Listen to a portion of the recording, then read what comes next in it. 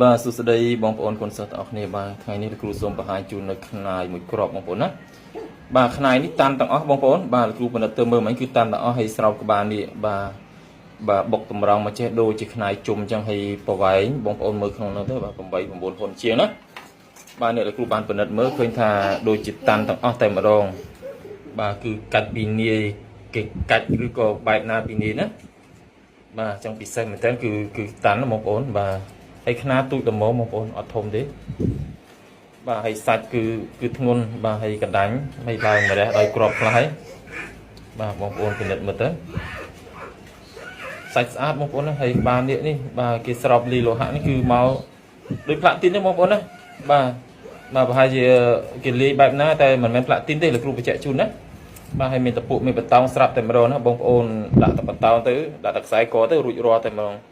ធានាជូនរបស់សុទ្ធរបស់ស៊ីនពិតប្រាកដប្រសិទ្ធភាពផ្ញើជូនគ្រប់ខេត្តក្រុងប្រកបទៅដោយទំនុកចិត្តលេខទូរស័ព្ទតំណែងលោកគ្រូ Telegram ប្រព័ន្ធ Smart 098 496 498បងប្អូនណាបាទស្អាតណាបាទបងប្អូនមើលរូបរាងតាមជាក់ស្ដែងណាឆ្ងល់អីឆាតសាកសួរលោកគ្រូបន្ថែមទៀតបាទតម្លៃជីវជូនពិសេសអរគុណច្រើន